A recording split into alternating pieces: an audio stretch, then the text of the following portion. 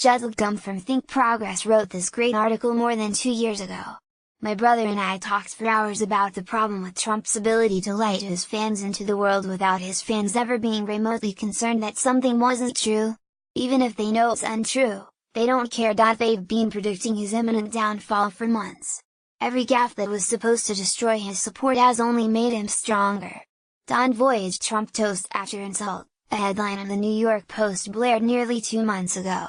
The insult at issue, questioning John McCain's military service, is so many insults ago that it isn't even mentioned anymore. When Al Franken used to have a radio show, he would have his childhood friend, Ditto Head Mark, come on and answer questions. They'd go through a clip of Limbaugh, and Al would ask his friend if he knew that some fact that was untrue. Mark would invariably say something like, "Yeah, but I get the point that he's making."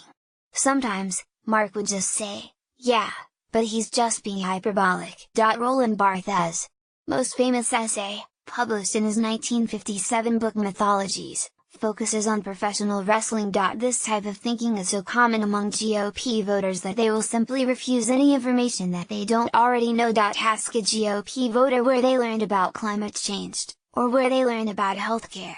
They'll almost never give you any sources, because they've either just heard it from someone, or they're aware that their source is completely biased, and uses inaccurate information to form conclusions. Many of us go through this frustrating process when we unwisely engage with GOP voters who just don't care about facts. Judd writes about how Barthes compares pro wrestling with boxing. Obviously, organized boxing has issues with corruption, but that's a separate story. The professional wrestling fan doesn't care about a fair contest with a reliable outcome. The pro wrestling fan is there for the emotional thrill. Most fans know that it's not real, but they still say things to wave it off, because they don't care about facts. The pro wrestling fan is there for the feelings. He's there for the emotional attachment, not the level-headed management of a fair competition. The most salient paragraph is Barthes explaining this phenomenon. Bold print from Judd: "This public knows very well the distinction between wrestling and boxing. It knows that boxing is a Jansenist sport, based on a demonstration of excellence. One can bet on the outcome of a boxing match. With wrestling, it would make no sense. A boxing match is a story which is constructed before the eyes of the spectator.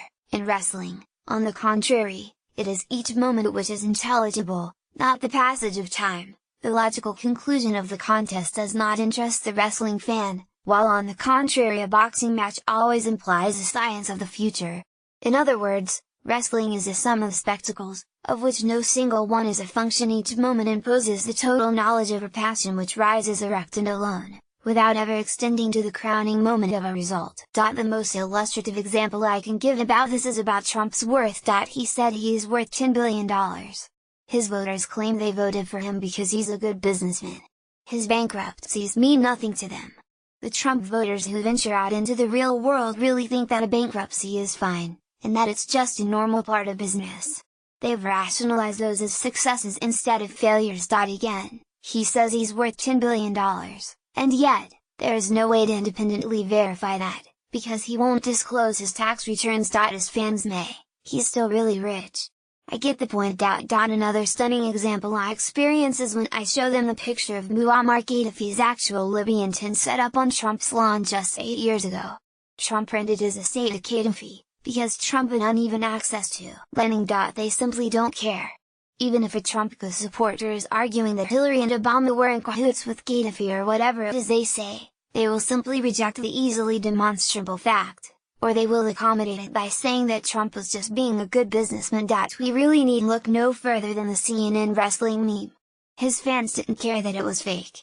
It made them feel the way they like to feel about Trump. This single article would be my deserted island reading list on Trump if I could only take one. The more Trump does, the more this article is exactly right.